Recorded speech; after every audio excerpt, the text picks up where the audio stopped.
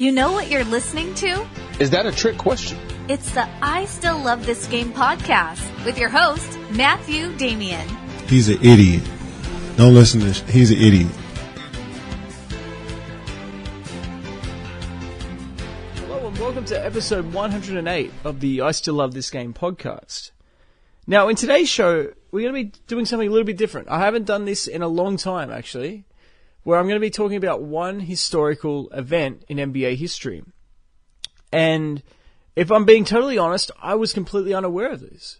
It was brought to my attention on somebody on Instagram when they messaged me and they said, "Hey, are you gonna touch on the 2000 dunk contest by Vince Carter?" And I thought about it. I thought, why would I? So I messaged him back and he said, because it's the 20th anniversary.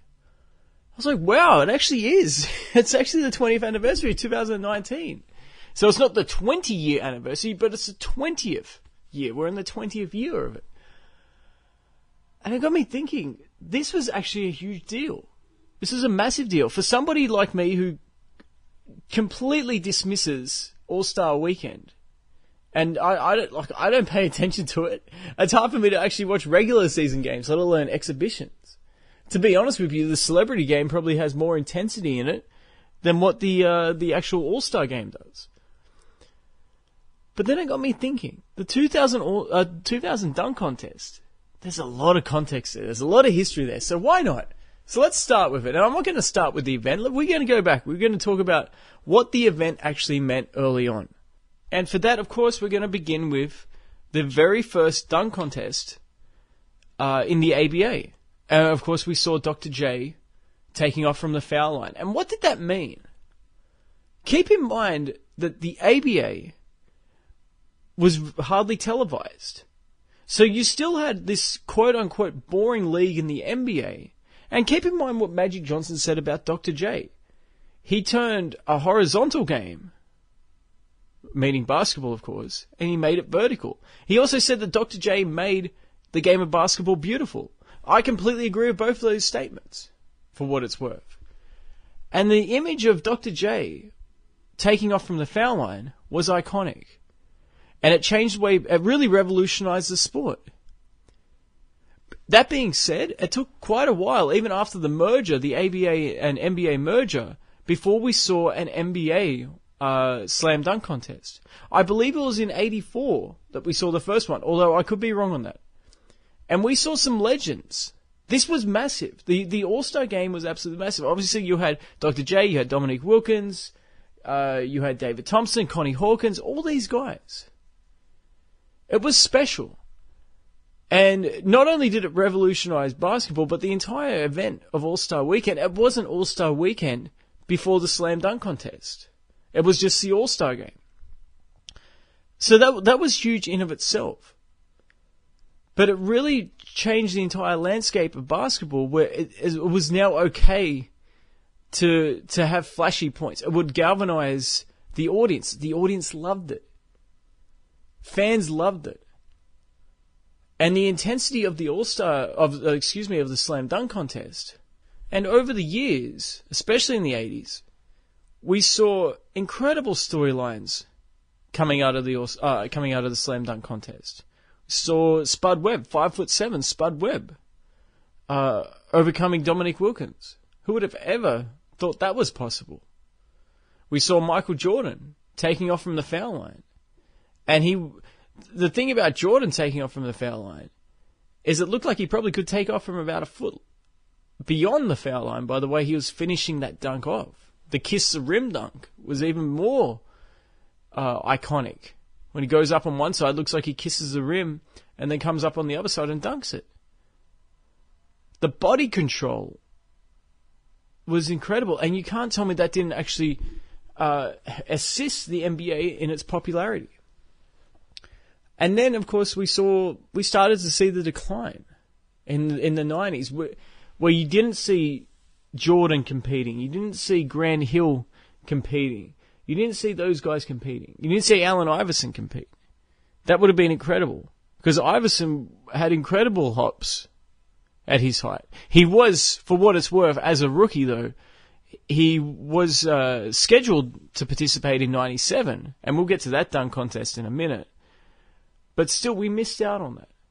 And the dunk contest, yeah, you had some incredible performances. I wouldn't say incredible, but impressive performances by Isaiah Ryder.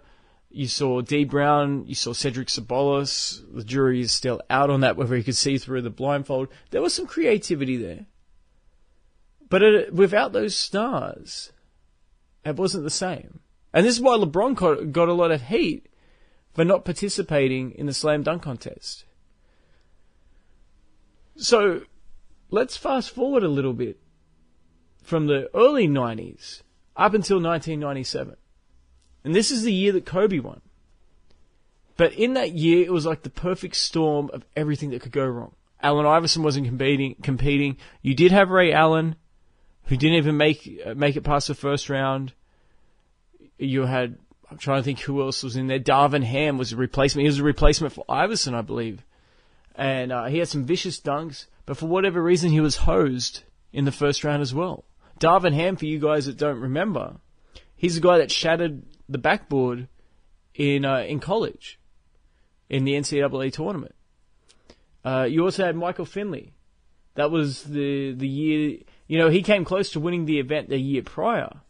And he was just traded, actually, from Phoenix to Dallas in the Jason Kidd deal. And that was the year that he tried the cartwheel. Maybe the worst cartwheel you'll ever see in your life, but he attempted it. But Kobe Bryant won it. And even though you can say, well, that was a star, but at the time, not really.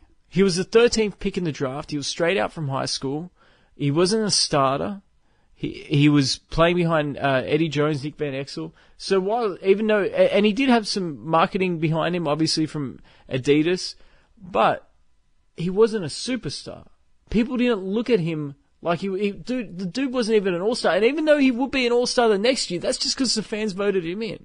He wasn't a bona fide all-star because he wasn't even starting on his own team until the 1999 season. So that's what you were left with.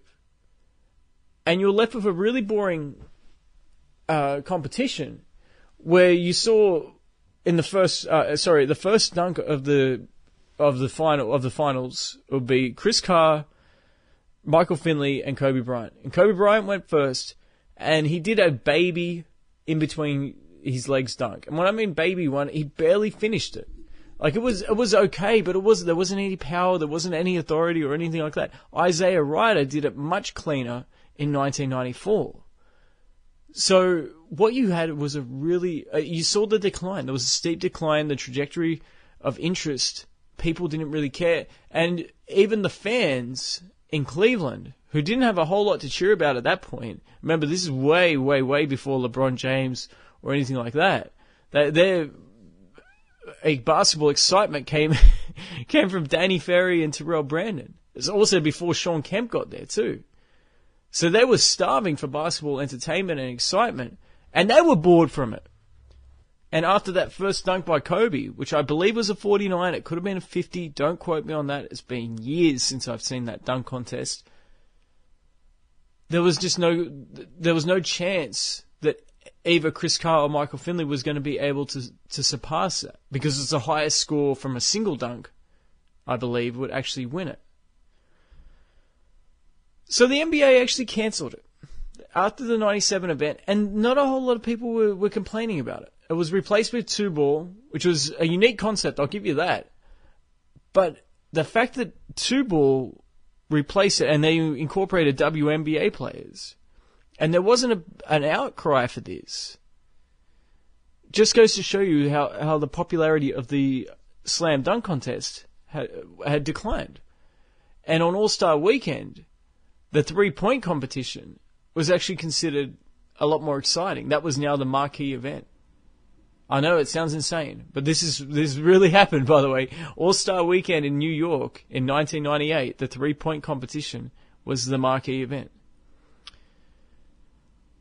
And then, of course, Michael Jordan retired in 98. You might be thinking, well, what does that got to do with the slam dunk contest? So just hear me out on this. So Jordan retired in the 98, at the end of the 98 season, or excuse me, I should say just prior to the 99 season, because there was a lockout. So he actually retired very early in 1999. Pretty much all the wind, and all the excitement have been taken out of NBA fans. And you just look at the ratings. And because that lockout lasted so long, there was no All-Star Weekend. So, of course, no All-Star Weekend. There was no chance for a slam dunk competition. I don't think there would have been a movement for it anyway, even if there was an All-Star Weekend. But a funny thing happened. His name was Vince Carter. Drafted number 5 by Golden State, traded on draft night for his collegiate teammate, Antoine Jameson. And out of nowhere, this guy ignited NBA fans. He didn't ignite casual fans. They had all gone. But people are saying this guy is like Jordan. He's like a young Jordan in the way that he is revolutionizing the way he finishes around the basket. And look at some of the dunks that he was doing. The one where he just soared right over the top of Mutombo. This was not a sneak dunk over Mutombo like what Jordan did in 97. Watch that dunk that he goes over Mutombo. He goes right over the top of him. It is a savage dunk. And then some of the windmills he's doing in games. You think of course, the baseline dunk that he did against the Indiana Pacers, where for the hell of it, he decides to windmill it as he's going around to finish on the other side of the basket. My goodness. It was absolutely incredible. And even though the NBA audience hadn't rebuilt after losing Jordan and the lockout, NBA players knew exactly how special he was in terms of dunking the basketball. There is no question in my mind, by the way, 20 years later, that what we saw from Vince Carter early in his Raptors career was the best dunking display we have ever seen in the history of the game. There's just no question about it. You can talk about Dr. J, you can talk about Michael Jordan. Yes, they are on the Mount Rushmore. Dominique, of course. Kobe, yeah, he was underratedly vicious as well when it came to finishing around the rim. But Vince Carter stands alone when it comes to that. But, of course, there was no dunk contest, so we didn't get to see anything. But his ability to finish around the rim made people want to see him in the dunk contest. They wanted the dunk contest to come back just for Vince Carter. In fact, if we're going to change the name of the NBA Finals to the Bill Russell Award, we should rename the Slam Dunk competition to the Vince Carter competition, because that's how special he was. So just think about all the pressure that was on Vince Carter's shoulders at that point, when the moment arrives and the dunk contest is back. Vince Carter was a very popular player back then too. Keep in mind that, of course, the next season, when the dunk contest returned, obviously All-Star Weekend returned, and with it the All-Star Game, Vince Carter was the leading vote getter. Ahead of Kobe, ahead of Shaq, ahead of Tim Duncan, who had just won the Finals MVP, ahead of Grant Hill, ahead of Allen Iverson, ahead of all of those guys. Vince Carter in his second year, and keep in mind they didn't make the playoffs either. He was the guy that everyone was looking to. He was now pretty much the face of the league, and you can make an argument that he was never comfortable with that. You know, in his second and third year, everyone was saying that Vince Carter, or even in his first year, really because of his dunking ability and where he went to school, of course he went to North Carolina, they were saying that he was the next Jordan. I don't think he was ever comfortable with that. Now, Kobe Bryant, absolutely, he got those comparisons too because of the similarities in their games. And Kobe has admitted that he patterned his game after Jordan.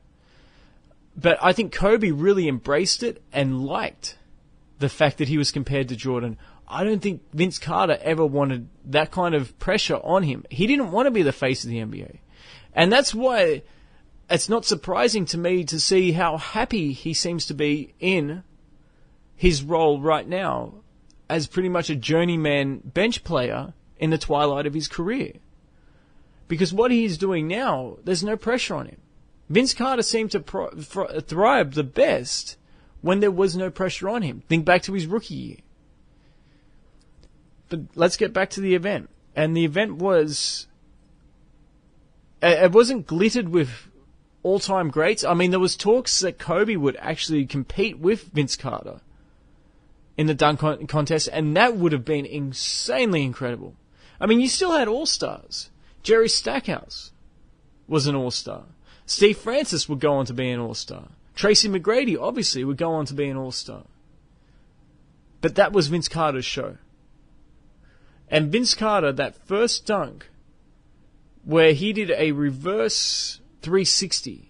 And what I mean by that is typically people will go over their left shoulder if they're right-handed when they jump in a circle when they're doing a 360. Vince Carter turned the other way. He turned over his left shoulder, came, and he was doing a windmill in midair. It was more of a 540, by the way. It wasn't just a 360. And he came back and then tomahawked it down. And the power that he had with that. And remember I mentioned before that the NBA players, they could all see something very special. And after that dunk, not only did you see the legends jumping up on the table, Isaiah Thomas was doing it, Kenny Smith, I think, was doing commentary. But you saw the All-Stars, Kevin Garnett, Chris Webber, Shaq, and their jaws dropped. It was absolutely insane. His second dunk was not as iconic. But let's be honest, pretty much 95% of the other years it would have won. When he came from underneath the baseline, a windmill, where he pretty much took off from a foot inside the baseline and then finished at the front of the rim with a windmill, which was pretty savage too, right? But then the third dunk happened. And it's hard to explain it, except it was just one of those magical moments, one of those iconic moments in NBA history. And it happened in a slam dunk contest. And what's even more iconic about it is his teammate, Tracy McGrady, was in this competition. T-Mac was on the Raptors. And for this duo of T-Mac and Vince Carter, a great what-if in NBA history. You can make a legitimate argument that had that team not kept... if T-Mac never went to Orlando and these two stayed together, they would have ruled the Eastern Conference for quite some time, and they would have racked up a couple of championships. However, that did not happen, and the duo of Vince Carter and T-Mac, their highlight was probably this dunk. Because T-Mac was the one that bounced the ball to him. T-Mac did a bounce... I don't want to call it a bounce pass. Like he bounced it up, but it was low. So Vince Carter actually had to... It's hard to do it between the legs dunk as it is because you have to get so low because even if you've got long arms, you're reaching down so much, your shoulders are down. So you're you're fighting gravity, not defying it. You are fighting it as you've already launched into the air, but you have to pull your body down essentially to get low. He had to get even lower. It's like he almost had to grab it from his ankles and then bring it back up and finish it. And he finished that clean too. It was insane. When he did that dunk, as I said, the air had been taken out of the sails of the NBA. The excitement had been gone for so long. It had almost become the NBA of the 70s in the late 90s, where you would see good basketball, obviously Utah, Chicago, San Antonio, teams like that. But you weren't seeing the showmanship of the 80s. You weren't seeing Dr. J. You weren't seeing Magic Johnson. You weren't seeing a young, high-flying Michael Jordan. You weren't seeing that. That was gone. That dunk brought that excitement back. It was incredible to watch. And if you've never watched it, my God, am I envious of you. I wish I could go watch that for the very first time. It was, without a doubt, the greatest slam dunk contest in the history of the NBA. And one of the greatest moments in the history of the NBA. All that being said, it may not have even been his most impressive dunk of the night. The honey dip. I don't know if you guys realize how incredibly strong you have to be to hold your body up by just your shoulder without tearing your shoulder out of place and dislocating it. Keep in mind the force it takes to go up there and dunk it, and he was holding on. Like, he pretty much just rammed his entire arm in the basket. When people dunk the basketball, you know, sometimes they'll get their wrist over the ball, over the rim, and really throw it down with authority. He got his whole entire elbow and bicep in there. That's how deep he got into the basket. And he swung around for a bit. Now, when I was talking about the excitement of Vince Carter's dunks, even with those expectations, which he exceeded, he didn't even just live up to, but all those expectations, that left everybody stunned. And if you go back and watch that slam dunk competition, the air went out of the building, not because it sucked, but it was like when he dunked on Frederick Weiss in the Olympics. And when I say dunked on, he didn't dunk on Frederick Weiss. He literally jumped over Frederick Weiss. It was that kind of a reaction, like, wait, what did we just see? What did we just see? That's these, and that, when you have people losing their breath over a dunk, after everything he had done before, if he had done a 720, I don't think people would have been shocked. I really don't think he would have been shocked. But everyone was shocked when he did the honey dip dunk. I'm still shaking my head about it. And it's 20 years later. And people want to tell me that the athletes are bigger, faster, stronger now, more athletic now? I don't think so.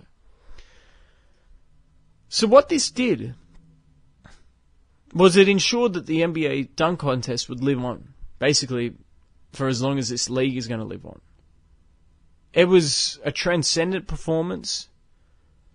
And quite honestly, I said a few minutes ago, I said that this was the highlight of the T-Mac and Vince Carter era together. It was also the best moment of the Toronto Raptors franchise. And this is a team that's made the conference finals. They've had the top seed in the Eastern Conference as well. So it's not like we're talking about the Charlotte Bobcats, you know what I mean? Or the Los Angeles Clippers, a team that has had, or the New Orleans Pelicans, a team that has had no success. You know, they've been somewhat successful. We can talk about some success here. But it's not like they're void of history completely. And the fact that this dunk contest, 20 years later, I'm still somewhat speechless.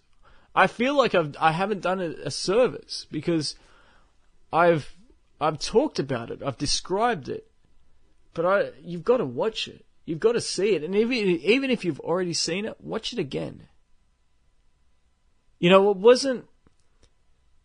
You know, the NBA has been, and all you got to do, right, is look to what happened in the slam dunk contests afterwards. I mean, we saw some great moments with Jason Richardson. He and Desmond Mason had one of the greatest slam dunk duels of all time in 2003. I still, to this day, say that Desmond Mason was robbed in that.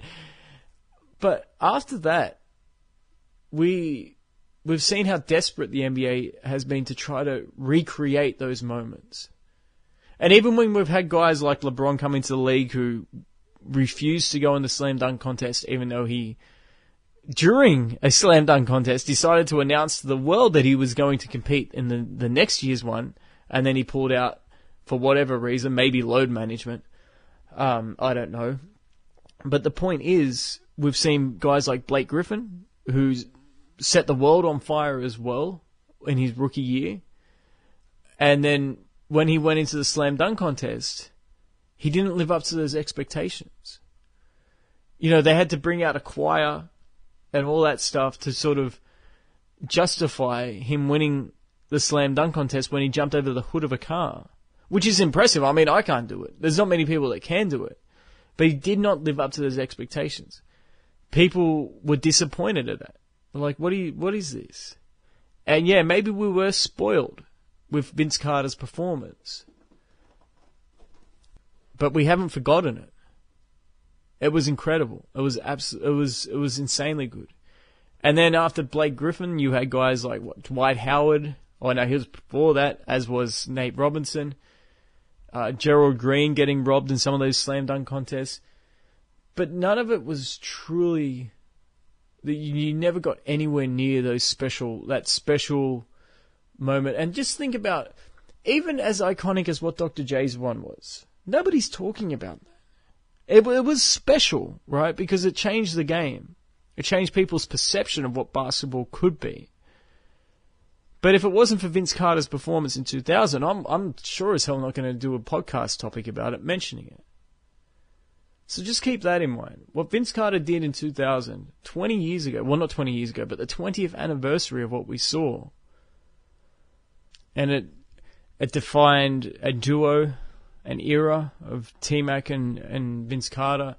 Quite honestly, it defined an era of basketball in the early 2000s that gets forgotten way too much. It gets disrespected. I mean, we talk about the 90s, we talk about the 80s. Everyone seems to think that this current era has a lot more skilled players. And it's not true. It's just not true because, I mean, that's another topic for another day. I'm going to leave that alone. But we talk about all these other eras, but we hardly talk about the early 2000s. This moment, you think back to some of those moments in the early 2000s though. We think to Iverson crossing up Tyronn Lue, you think of Shaq passing it to Kobe, for that alley-oop against Portland. You think of some of those great moments or whatever they are. But I think this moment, this slam dunk contest, even though the Lakers three-peated and all of that, I think this slam dunk performance by Vince Carter was eclipsed even those moments, those championship moments. And that's saying a lot, because I'm not saying that lightly. I'm just saying that's how special that was. 50 years from now, we will still be talking about that slam dunk contest from Vince Carter. 20 years has gone and we're still talking about it.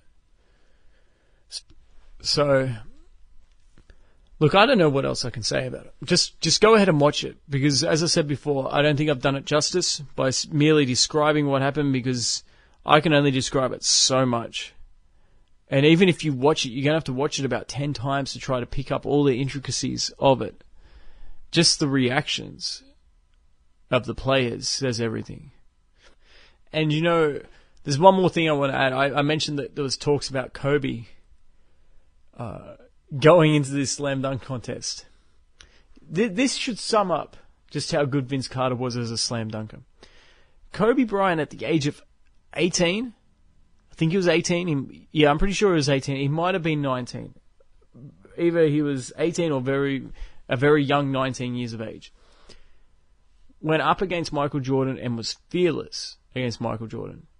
It was a regular season game in, I believe it was in 97. Could have been early 98. Don't quote me on any of those ages or dates. Shaq was out, and Jordan and Kobe went into a duel.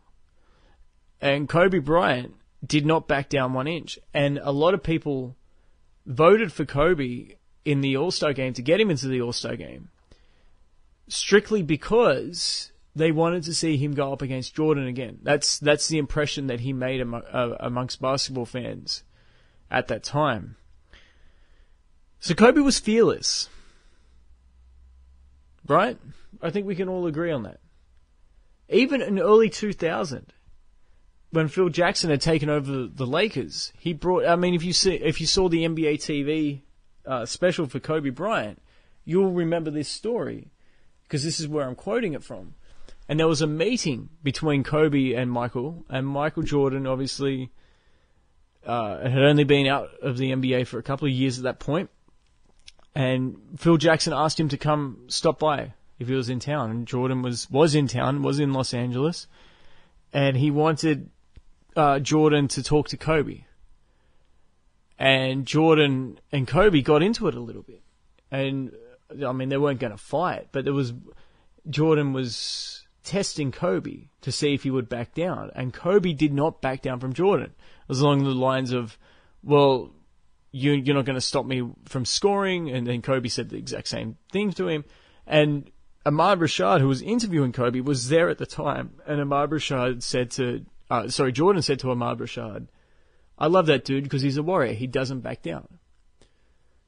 So Kobe never back down from anything.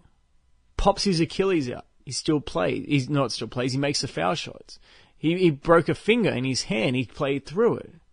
This guy was fearless, with the exception of that slam dunk competition. He did not participate. Why do you think he didn't participate? Because he knew he wasn't going to win. That may be the only time you could ever say that about Kobe Bryant. And I think that sums it up perfectly. And guys, I hope you enjoyed this episode, this look back.